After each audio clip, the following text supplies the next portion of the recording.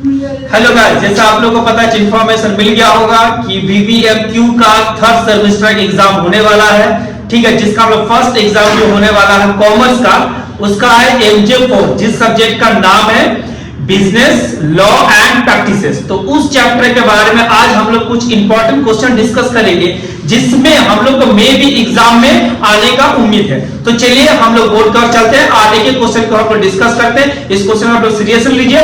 Last year में हम जो क्वेश्चन कुछ किए थे, जिसमें बहुत सा क्वेश्चन एग्जाम में आ चुका था, उम्मीद करते हैं इस साल भी आने का चांसेस है। तो चलिए हम लोग क्वेश्चन को कंटिन्यू करते हैं। आज हम लोग एक एक क्वेश्चन डिस्कस करते हैं, कुछ इंपॉर्टेंट क्वेश्चन। तो हम जो क्वेश्चन डिस्कस करेंगे वो दोनों में करेंगे, हिंदी और इंग्लिश में, जिससे दोनों टाइप के स्टूडेंट, हिंदी मीडियम और इंग्लिश मीडियम, दोनों को फायदा मिले। तो चलिए फर्स्ट क्वेश्चन हम लोग डिस्कस कर रहे हैं। जैसे यहां लिखा हुआ है, what is the contact of bailment, यानी बेलीमेंट क्या है। Second question, discuss the right and duties of both bailor and bailee. अब इस क्वेश्चन में हिंदी में क्या बोलो, चलिए हिंदी में देख लेते हैं। ठीक है, हिंदी में यहां दिया गया कि जस्ट मिनट, हाँ हिंदी में बताया गया उपनिधान यानी बेलीमेंट का अनुबंध क्या है।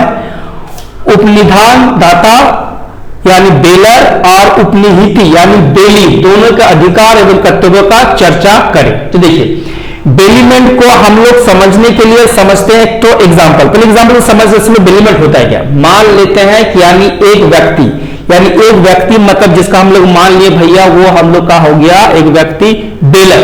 ठीक है, दूसरे व्यक्ति के यानी हो गया बेली, यानी एक व्यक्ति जिसको मान लिए बेलर और दूसरा व्यक्ति यानी बेली, अपना कोई खास काम के लिए या कोई विशेष काम के लिए अपना सामान, यानी बेलर ने बेली को, यानी एक व्यक्ति ने दूसरे व्यक्ति को अपना सामान दिया कुछ खास काम करने के लिए। ठीक है, जैसे वो खास काम पूरा हो गया, विशेष काम पूरा हो गया, यानी दूसरा व्यक्ति ने यानी बेली ने बेलर को अपना सामान वापस कर दिया, इसी को हम लोग बोलते हैं बेलीमेंट। ठीक है, इसको सिंपल एग्जांपल से समझते हैं।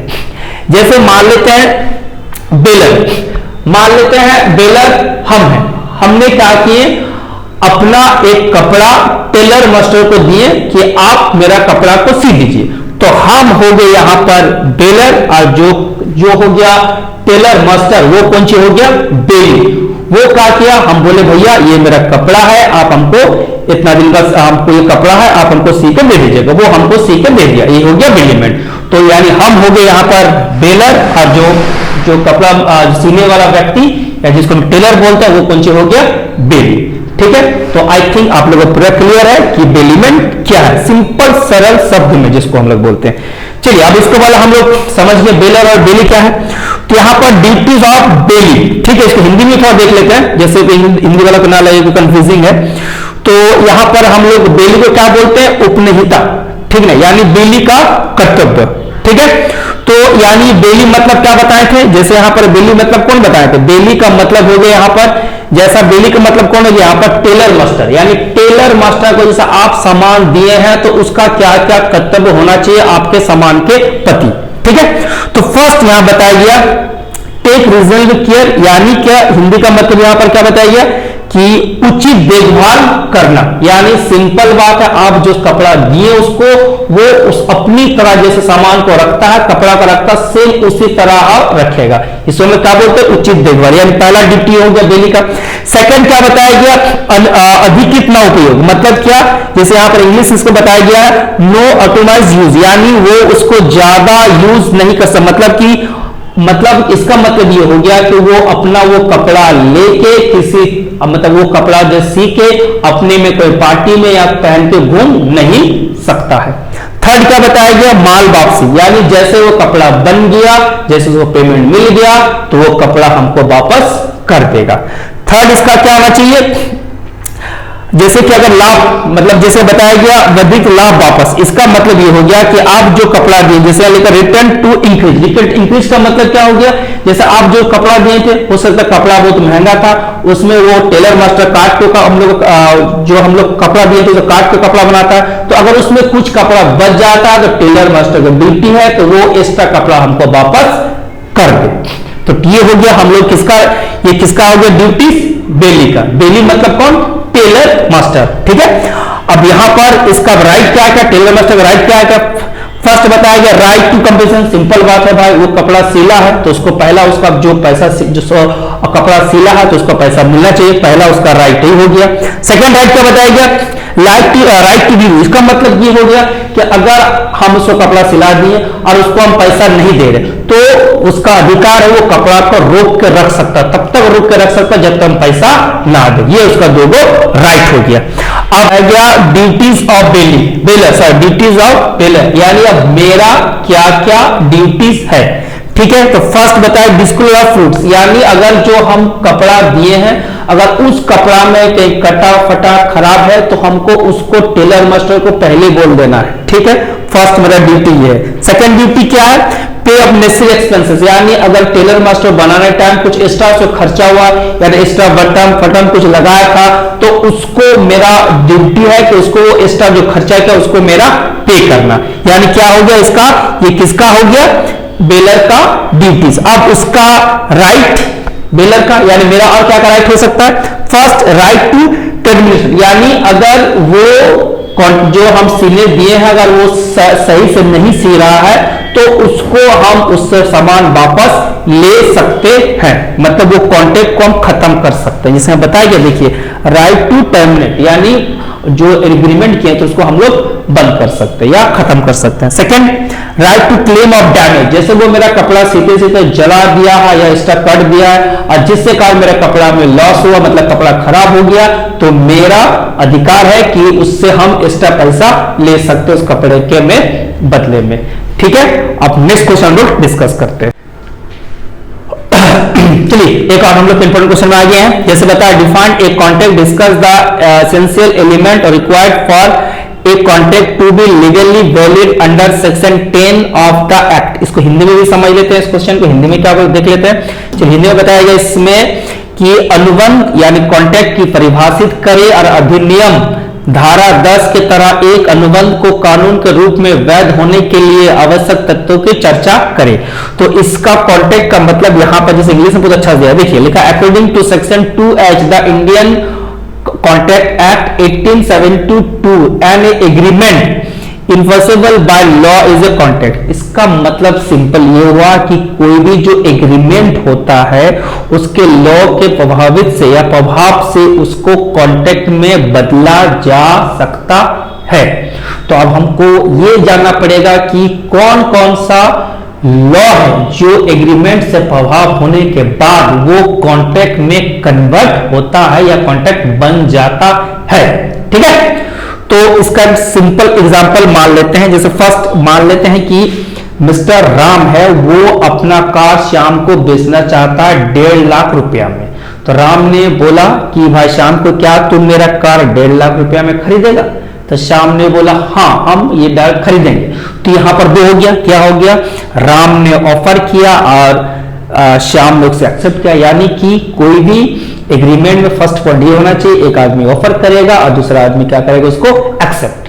Second point integration to create a legal relationship, मतलब क्या दोनों के बीच में एक लीगल रिलेशनशिप होना चाहिए, यानी एक लिखित होना चाहिए। लिखित क्या होना चाहिए कि भाई हम राम ने बोला है कि ये कार श्याम को 1.5 लाख रुपए में खरीदेगा और श्याम ने बोला इसको हम खरीदेंगे। बाद में अगर राम या श्याम दोनों में अपने बात से मुकर जाता है या चीज तो राम बोलता है कि नहीं हम नहीं बेचेंगे और श्याम बोलता है हम नहीं खरीदेंगे, ऐसा सिचुएशन जब आ जाएगा तो वो लोग पहले एग्रीमेंट करके रखेगा भैया आपने हमको बोला था कि आप अपना कार 1.5 लाख में बेचिएगा, तो आप अगर नहीं बेचिएगा तो हम कोर्ट में जाएंगे, क्लियर है। या उसी प्रकार अगर मान लेते हैं श्याम खरीदने के लिए तैयार नहीं रहता तो उसी प्रकार राम भी कोर्ट में जा सकता है। ये हम लोग का दूसरा point integration create legal relationship, ठीक है। अब third point lawful consideration. Law पहले हम लोग समझिए कंसिडरेशन का मतलब क्या होता है। कंसिडरेशन मतलब कुछ बदले में लीगल, ये तो लीगल है, सिंपल बात है। राम अपना कार बेच रहा है तो राम को मिल रहा है 1.5 लाख रुपया और श्याम को क्या मिल रहा है एक कार, ये कुछ एक लीगल कंसिडरेशन है। तो मतलब क्या होना चाहिए, पहले ऑफर एग्रीमेंट होना चाहिए, इंटीग्रेशन क्रिएट लॉ होना चाहिए और लॉफुल कंसिडरेशन। अब capacity of parties, capacity of parties का मतलब ये भी कंफर्म करना पड़ेगा कि जो राम और श्याम दो जो व्यक्ति है उन लोग जो एग्रीमेंट कर रहा उन लोग का एटलीस्ट 18 साल से ऊपर होना चाहिए, काय कि कोई भी एग्रीमेंट के लीगल एग्रीमेंट के लिए 18 साल से ऊपर होना चाहिए। सेकंड पॉइंट क्या होना चाहिए कि अगर कोई कानून द्वारा वो दोनों व्यक्ति को अयोग्य घोषित नहीं किया गया, मतलब डिस्क्वालीफाई नहीं किया गया, ठीक है, ये होना चाहिए। या इसको हम लोग क्या बोलते हैं, capacity of parties. Free consent, free consent का मतलब क्या हो गया कि जो राम और श्याम जो एग्रीमेंट कर रहा है, तो ऐसा नहीं है कि राम ने श्याम को कुछ जबरदस्ती किया, डर दिखा के, भय दिखा के, या बंदूक का नोक पे बताया गया तुमको ये कार खरीदना पड़ेगा, ऐसा नहीं होना चाहिए, ठीक है, तभी वो फ्री कंसेंट होगा। या श्याम जो है वो 2 लाख का कार जो है उसको 1.5 लाख में खरीद रहा है, उसको डरा धमका के ये होना चाहिए। या किसी प्रकार इमोशनल भी नहीं होना चाहिए, इसको हम लोग क्या बोलते हैं, फ्री कंसेंट। लास्ट हो गया लॉफुल ऑब्जेक्ट। अब देखिए राम श्याम को क्या बेच रहा है, कार बेच रहा है, तो कार बेच रहा हम लोग देश में लीगल है, वो आदमी खरीद रहा दूसरा बेच रहा है, कोई इलीगल काम तो नहीं हो रहा, तो इसलिए हम बोलते हैं कि जो उद्देश्य भी होना चाहिए लॉफुल ऑब्जेक्ट होना चाहिए, ठीक है। आई थिंक ये क्वेश्चन भी आप लोग क्लियर हो गया। नेक्स्ट क्वेश्चन आप चलते हैं हम लोग, ओके। एक इंपॉर्टेंट बात, जैसे कि हम आप लोग को जो समझा रहे हैं हिंदी और इंग्लिश में ये सब नोट्स, ये नोट्स आपको एक्सेस करना है तो मेरा जो यूट्यूब चैनल है उसमें आप डिस्क्रिप्शन में जाइएगा, उसमें आप लोग को लिंक मिलेगा व्हाट्सएप का और टेलीग्राम का, दोनों में इसमें क्लिक करके आप लोग दोनों इंग्लिश हिंदी दोनों में ये सब नोट्स आप लोग से एक्सेस कर सकते हैं। तो चलिए अब हम लोग नेक्स्ट क्वेश्चन एक और इंपॉर्टेंट क्वेश्चन करते हैं, ठीक है। तो चलिए क्वेश्चन क्या हम लोग देख लेते हैं एक बार, इंग्लिश में दोनों में। चलिए लिखा डिफाइन प्लेस यानी गिरवी क्या है, आज बताया गया how does the difference from डिलीमेंट, ये डिलीमेंट से किस प्रकार से अलग है। तो हम लोग ये जैसे यहाँ देख लेते हैं, हिंदी में इसको क्या बोलते हैं, हिंदी में क्या बताया गया, गिरवी, ठीक है ना जी। देखिए सॉरी क्वेश्चन यहाँ पर करना, गिरवी की परिभाषित करें या गिरवी क्या प्लेस क्या है, ये उपनिधान यानी डिलीमेंट है ना, किस प्रकार से भिन्न है या अलग है। तो हम लोग प्लेस का मतलब सिंपल क्या होता है, जैसे कि अगर हमको किसी से उधार चाहिए, उधार के लिए हम लोग क्या करते हैं, उसको कुछ सामान देते हैं और सामान के बदले में हमको कुछ पैसा देता है, और उस पैसा को जब हमको दे देता है तो उस पैसा को हम लोग धीरे धीरे इंटरेस्ट के साथ उसको जब पे कर देते हैं उसको सामान, फिर वो क्या करता है, वो मेरा सामान दोबारा हमको वापस करता है, उसको गिरवी बोलते हैं। सिंपल हम लोग जो टीवी में देखते नहीं है, क्या बोलते हैं उसको, गोल्ड लोन, उसमें क्या सेम कंडीशन होता है कि भाई हम गोल्ड दिए, उसके बदले में कंपनी हमको लोन देता है, अब हम जैसे वो लोन मिल गया हमको, फिर लोन का पैसा हम धीरे धीरे उसको चुकता कर देते हैं, और फिर बाद में हमको वो क्या करता है, गोल्ड हम मेरा वापस कर देते हैं, इसी गोल्ड लोन बोलते हैं। सेम ऐसी को हम लोग बोलते हैं गिरवी, ठीक है। अब गिरवी अब क्लियर हो गया। अब हम लोग पढ़ेंगे गिरवी यानी डिलीमेंट और प्लेस या गिरवी में डिफरेंस क्या है, ठीक है। तो पढ़ते पहले उद्देश्य, यानी सिंपल बात है, हम लोग डिलीमेंट क्यों करते हैं, डिलीमेंट इसलिए करते हैं क्योंकि अपने कोई सामान को, जैसे बताएगा, अपने कोई सामान को सुरक्षित रखना है या उसको रिपेयर करना है, इसलिए हम डिलीमेंट करते हैं, ठीक है। मतलब बनाना है, जैसे मेरा कपड़ा था, समझाया था ना कि हम लोग कपड़ा है, तो कपड़ा को जैसे वो कपड़ा उसको अगर हमको जो अगर शर्ट बनाना है या उसको पेंट बनाना है, तो उसके लिए हमको क्या करना है, दर्जी को देना पड़ेगा, ठीक है ना। तो इसलिए क्या होगा, इसको और मरम्मत या सुरक्षित रखने के लिए देते हैं। सेकंड, इसका विशेष रूप से तो पता ही हो गया, इसको हम किस लिए देते हैं, ऋण या लोन लेने के लिए यूज करते हैं। यानी जो डिलीमेंट का उद्देश्य क्या होता है भाई, अपने सामान को मरम्मत या सुरक्षित रखने के लिए, ठीक है। और प्लेस यानी गिरवी का क्या काम होता है, अपने लोन लेने के लिए हम लोग यूज करते हैं। सेकंड, बेचने का अधिकार, जैसे कि जो डिलीमेंट ये कभी बेच नहीं सकता मेरा सामान को, हाँ अगर उसको हम पैसा नहीं दे, जो काम के लिए दिए उस काम नहीं करे, पैसा नहीं दे, उसको रोक कर रख सकता, बेच नहीं सकता। मगर गिरवी में बेच सकता है, मतलब कब बेच सकता है, उसको नोटिस देने के बाद, बोला भाई आप हमसे उधार लिए थे, बदले में आप हमको सामान दिए थे, मगर आप हमको उधारी का पैसा पे नहीं कर रहे, आपको हम नोटिस पे नोटिस दे रहे, तो ऐसा सिचुएशन में प्लेस में उसका सामान बेचने का अधिकार रखता है। थर्ड पॉइंट, उपभोग का अधिकार, जैसे कि तो पता ही है, इसमें लोगों को हम यूज नहीं कर सकते हैं क्योंकि आपको दूसरा सामान लोगों को मरम्मत या सुरक्षा रखने के लिए दिए हैं, तो उसको यूज उसको हम नहीं कर सकते हैं। मगर यहाँ पर बोला कि आमतौर डिलीवरी में से उसको भी उपयोग का अधिकार नहीं होता है। चलिए नेक्स्ट क्वेश्चन चलते हैं, ठीक है। आप लोग को हम ये जो क्वेश्चन बता रहे हैं, ये सब पूरा चांसेस है एग्जाम में आने के लिए, तो प्लीज आप लोग इसको अच्छा से प्रिपरेशन कर लीजिएगा, ठीक है। एक और क्वेश्चन हम लोग चलते हैं, ठीक है। बताया गया define consideration, discuss the rule, no consideration, no contact, explain the legal, इसका एक्सेप्शन क्या है, ठीक है। तो इसको हिंदी में समझ लेते हैं एक बार। हिंदी में ऐसा बताया गया भाई, एक सेकंड, हिंदी में प्रतिफल क्या है, ठीक है, इसको परिभाषित दिया। प्रतिफल या कंसेशन का मतलब सिंपल होता है रिटर्न इन समथिंग, यानी बदले में कुछ मिलना, उसी को बोलते हैं हम लोग कंसिडरेशन। इसको भी एक सिंपल एग्जांपल से बता रहे हैं। मान लेते हैं आप अपना मोबाइल आपको दोस्त को 10,000 में बेच दिए, तो आपको क्या मिला? आपको मिला 10,000, आपको दोस्त को क्या मिला? मोबाइल। दैट्स इट, इसी को बोलते हैं हम लोग कंसिडरेशन, ठीक है। मगर यहाँ पर जैसे बताया गया कि अपवाद, अपवाद का मतलब क्या? अभी हम लोग कंसेशन का मतलब क्या समझे कि कुछ ना कुछ मिलेगा दोनों पार्टी, उसी कंसेशन है। मगर कुछ ऐसा भी है जिसमें कंसेशन मानते हैं, एक पार्टी को मिलता है दूसरा पार्टी को नहीं मिलता, उसको भी हम लोग कंसेशन मानेंगे। वो कौन कौन कैसे? देखिए, फर्स्ट केस यहाँ बताया गया प्राकृतिक प्रेम स्नेह, इसका इंग्लिश में देख लेते हैं। इंग्लिश में क्या बताया गया इसको? देखिए यहाँ पर बताया गया नेचर लव एंड एक्सप्रेशन। मतलब क्या? मान लेते हैं आपके पापा आपको एक बाइक खरीद के दिया, अब वो भी रजिस्ट्रेशन आपके नाम पे हुआ, तो आपको क्या मिला? आपको बाइक मिला। आपको पापा को क्या मिला? कुछ भी नहीं मिला। तो इसको भी हम लोग कंसेशन मानेंगे। आपको मिल रहा, आपको कुछ नहीं मिला, फिर भी इसको हम लोग कंसेशन मानेंगे। Clear? Second point, promise to bear a time period. देखिए इसको हिंदी में क्या बताया गया? जैसे बताया गया यहाँ पर पिछले स्वास्थ्य सेवाओं के लिए समय बाधित श्रेणी यानी टाइम पीरियड डेट। देखिए इसका यहाँ पर लॉ ऑफ लिमिटेशन का मतलब समझिए। जैसे मान लेते हैं कि आपने अपने दोस्त से उधार मांगे थे 5,000, ठीक है, अब वो आपको 5,000 दे दिया था, ठीक है। अब क्या है कि आपको दोस्त आपको पैसा नहीं मांगा। देखिए लॉ ऑफ लिमिटेशन में बताया गया अगर मान लेते कोई व्यक्ति किसी उधार देता और वो व्यक्ति उससे 3 साल तक उधारी का पैसा नहीं मांगता, तो बाद में उधार वो नहीं मांग सकता है। अब आप क्या किए थे? आप अपना दोस्त से 5 उधार लिए थे। अब मान लेते आपका दोस्त आपको भी 3 साल या 4 साल तक नहीं मांगा, फिर आपको क्या किए? आपको याद आया कि चलो भाई उसको हम दे देते हैं। तो अब क्या किए? जाके बोले भाई अब तुमको हम तुम्हारे उधार लिए थे 5 साल पहले, उसको हम पैसा देते हैं। तो अब आपको इसमें ये जैसा हम लोग यहाँ पढ़ रहे थे, इसमें जैसे टाइम पीरियड डेट, तो ये टाइम पीरियड था, मगर अब क्या करें? आप तो खुद मांग के एग्रीमेंट करके दे रहे हैं, हम खुद अब दे रहे हैं। तो ऐसा सिचुएशन में इसको हम लोग टाइम पीरियड डेट बोलते हैं। क्लियर?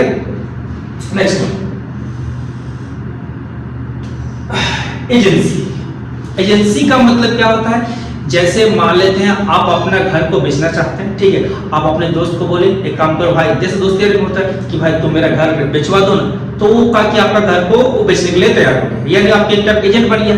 तो आप घर बेचिएगा, आपको पैसा नहीं, उसको क्या मिलेगा? कुछ नहीं मिलेगा, फिर भी इसको हम लोग कंसेशन मानेंगे। लास्ट एंड फाइनल पॉइंट, ये सबसे पूर्ण रूप से उपहार यानी गिफ्टेड। जैसे हम लोग शादी ब्याह में गिफ्ट देते हैं ना जी, तो गिफ्ट जब देते हैं तो हम लोग कुछ नहीं मिलता, अगला आदमी गिफ्ट मिलता, तो हम लोग क्या बोलते हैं कि तो आप गिफ्ट दिए तो हमको भी कुछ दीजिए, रिटर्न में तो कुछ मिलता नहीं, जनरल नेचर में ही होता है। तो ये भी कंसेशन है, उसको मिला जिसका शादी उसको गिफ्ट मिला, आपको कुछ भी नहीं मिला, इसको भी हम कंसेशन मानेंगे। चलिए अब नेक्स्ट क्वेश्चन और चलते हैं। क्वेश्चन हम लोग जैसे बताया गया, explain the concept of free consent, discuss the beauty of the question and induce influence. इसका हिंदी का मतलब समझ लेते हैं। हिंदी में क्या बताया गया? चलिए हिंदी बता रहा है कि स्वतंत्र सहमति की अवधारणा को स्पष्ट कीजिए, करें और जबरदस्ती और अनुचित प्रभाव के बीच में अंतर स्पष्ट कीजिए। तो देखिए जैसे यहाँ बताया गया स्वतंत्र सहमति का मतलब जब दो पक्षकार यानी जब दो व्यक्ति जब पक्षकार यानी 2% जब होता है, 2 पार्टी जब होता है एग्रीमेंट करता है, तो धारा 14 के तहत, ठीक है, ये सब नहीं होना चाहिए। क्या नहीं होना चाहिए? जबरदस्ती, यानी जब 2 आदमी या 2 पार्टी जब एक साथ एग्रीमेंट करेगा तो धारा 14 में बताया गया है कि ये सब वो दोनों व्यक्ति के बीच में नहीं होना चाहिए। क्या नहीं चाहिए? जबरदस्ती का नहीं होना चाहिए, अनुचित प्रभाव नहीं होना चाहिए, धोखाधड़ी या गलत या बयानी गलती सब नहीं होना चाहिए। ये सब जब नहीं हो रहेगा तब जो कॉन्ट्रैक्ट बनेगा उसको हम लोग प्री कंसेंट बोलेंगे। इंग्लिश में इसको क्या बोला देख लेते हैं। इंग्लिश में यहाँ पर क्या बताया गया, देखिए क्या क्या होना चाहिए। जैसे बताया गया सेक्शन 47 में, नॉट बी कोरिलेशन, अनडिसिप्लिनेशन, फ्रॉड, डिसिप्लिन और मिस्टेक, ये सब नहीं होना चाहिए। ये सब नहीं रहेगा तभी उसको हम लोग फ्री कंसेंट बोलेंगे, ठीक है। अब डिफरेंस हम लोग देख लेते हैं, ठीक है। डिफरेंस देख लेते हैं हम लोग, जबरदस्ती या अनुचित प्रभाव जिसको हम लोग कोercion और अनड्यूस इन्फ्लुएंस बोलते हैं। जैसे बताया गया जबरदस्ती में क्या होता है, इसमें शारीरिक बल प्रयोग होता है, धमकी दी जाती है, ठीक है। इसमें क्या होता है, इसमें नैतिक मानसिक दबाव बनाया जाता है। धमकी मतलब ये तुम काम करो तो मार देंगे, पीट देंगे। ऐसे इमोशनल किया जाता है कि तुम इतने से जानता है, करता है, फिर मेरा काम नहीं कर दे रहा है, इसको इमोशनल बोलते हैं, ठीक है। यह सामान तुम नहीं ले रहा, ठीक है। तरीके इसमें ये दंड संविधान का मतलब क्या, इसमें भारतीय दंड यानी हम लोग को जो न्यायपालिका उसके अनुसार इसमें आप जो आदमी धमकी देगा उसके ऊपर कानूनी कार्रवाई हो सकता है, मगर इसमें अनुचित प्रभाव में इस तरह का कुछ भी स्थिति नहीं हो सकता है, ठीक है। इसमें संबंध, इसमें जो दोनों जो पक्षकार होते हैं यानी दो जो पार्टी होता है वो फर्स्ट टाइम तो पहले से लोग कोई संबंध नहीं रहता है, ठीक है। मगर यहाँ पर आमतौर में ये दोनों पर एक दूसरे का संबंध रहता है। जैसे यहाँ पर डॉक्टर और मरीज का आप एग्जाम्पल ले सकते हैं। नेक्स्ट आपराधिक, इसको आपराधिक में शामिल किया जाता है, इसको आपराधिक में शामिल नहीं होता है। क्लियर? नेक्स्ट ये जो क्वेश्चन है आप लोग के लिए इसलिए इंपॉर्टेंट है क्योंकि लास्ट ईयर में पूछा गया। ये क्वेश्चन में ये होता है कि अगर लास्ट ईयर में पूछा गया तो इस साल में पूछने का चांसेस ज्यादा है। तो चलिए क्वेश्चन देते हैं। बता what is an agreement, all contract are agreement but all agreement not contract, discuss the explain the main of characteristics of agreement, ठीक है। ये इंग्लिश में क्वेश्चन था, हिंदी में इसको क्या पढ़ लेते हैं फिर बाद में हम लोग समझते हैं इसके बारे में। बताया गया यहाँ पर कि समझौता क्या है, सभी अनुबंध समझौता होते हैं लेकिन सभी समझौते अनुबंध नहीं होते हैं। चर्चा कीजिए, असमझौता की विशेषता, मुख्य विशेषता व्याख्या कीजिए, ठीक है। तो पहले हम लोग समझते एग्रीमेंट क्या होता है, जिसको हम हिंदी में बोलते हैं समझौता। तो बताया गया an agreement given to birth a contract, यानी कोई भी जो एग्रीमेंट होता है, कोई भी जो एग्रीमेंट होता है, एग्रीमेंट से ही कॉन्ट्रैक्ट का जन्म होता है, ठीक है। तो एग्रीमेंट में क्या क्या होना चाहिए, एग्रीमेंट में एटलीस्ट 2 पर्सन होना चाहिए और दोनों पर्सन एक ही विषय में यानी एक ही मैटर में दोनों को सहमति होना चाहिए और उसमें एक आदमी ऑफर करेगा दूसरा आदमी एक्सेप्ट करेगा, इसी को हम लोग एग्रीमेंट बोलते हैं, ठीक है। अब हम लोग यह बताया गया एग्रीमेंट में क्या क्या विशेषता यानी कैसे क्या क्या रहेगा जिसको हम लोग एग्रीमेंट मानेंगे, ठीक है, करेक्टरिस्टिक्स जिसको हम लोग बोलते हैं। तो बताया गया यहाँ पर कि एटलीस्ट 2 व्यक्ति होना चाहिए, आपसी सहमति होना चाहिए, कानूनी संबंध होना चाहिए और आपसी संचार होना चाहिए। इंग्लिश में से क्या बताया गया, मतलब ये सब होना चाहिए, यानी 2 मोर पार्टीज होना चाहिए, म्यूचुअल कंसर्न होना चाहिए, लीगल रिलेशन और म्यूचुअल कम्युनिकेशन होना चाहिए। ये सब जब रहेगा, ये सब रहेगा तभी वो तब से हम लोग एग्रीमेंट मानेंगे, ठीक है। अब ये सबसे important, all contract are agreement, यानी सभी जो कॉन्ट्रैक्ट होता है एग्रीमेंट होता है मगर सभी एग्रीमेंट कॉन्ट्रैक्ट नहीं होता है। तो अभी हम लोग पढ़ेंगे कि भाई कौन कौन ऐसा कॉन्ट्रैक्ट है, कौन कौन सा कॉन्ट्रैक्ट जो एग्रीमेंट होता है। देखिए ये सब अगर ये 5 पॉइंट रह गया, ठीक है, तब वही वाला जो कॉन्ट्रैक्ट है वो एग्रीमेंट हो सकता है, मतलब होगा, ठीक है। पादवी अगर ये 5 चीज जिस कॉन्ट्रैक्ट में नहीं है वो एग्रीमेंट नहीं बनेगा। तो क्या क्या 5 पॉइंट है। फर्स्ट बताया गया party must be competent to contract. Second क्या बताया गया, there must be free consent of parties. Third क्या बताया गया, there must be lawful concession lawful object. और फोर्थ बताया गया agreement should be not expression by declared by word by law और it is must be written arrested if required by the law. यानी ये 5 चीज रहेगा तभी वो उस टाइप का एग्रीमेंट उस टाइप का कॉन्ट्रैक्ट एग्रीमेंट बन सकता है, ठीक है। इसको हिंदी में क्या बताया गया, देखिए हिंदी में सेम चीज बताया गया, ये सब होना चाहिए। क्या क्या होना चाहिए, देखिए 2 पक्ष मतलब पक्षों कार्य का अनुबंध करने क्षमता होना चाहिए, यानी जो 2 पार्टी एग्रीमेंट कर रहा उन लोग में क्षमता होना, यानी जैसे कोई भी एग्रीमेंट में 18 साल होना चाहिए, ठीक है, 18 साल होना चाहिए ये। और पक्षकार स्वतंत्र सहमति यानी किसी प्रकार जो एग्रीमेंट कर रहा किसी दबाव में नहीं कर रहा, ये होना चाहिए। कानूनी प्रतिफल यानी जो एग्रीमेंट कर रहा वो लॉफुल होना चाहिए और उसका उद्देश्य यानी ऑब्जेक्ट भी लॉफुल होना चाहिए। और ये जो बता रहा मतलब जो हम लोग समझौता या जो एग्रीमेंट कर रहे हैं वो तो ऐसा तो नहीं है कि उसको गवर्नमेंट उसको इलीगल कर चुका, वो भी नहीं होना चाहिए। और अगर जरूरत पड़े तो उसको रिटन में या उसका रजिस्ट्रेशन करवा लेना चाहिए। ये 5 पॉइंट रहा तो उस टाइप का अनुबंध उस टाइप का तभी वो सभी अनुबंध समझौते हो सकता है। अब कौन कौन समझौते अनुबंधन नहीं हो सकता है, ठीक है, जैसे यहाँ पर इंग्लिश में दिया गया, देख लेते हैं एक बार।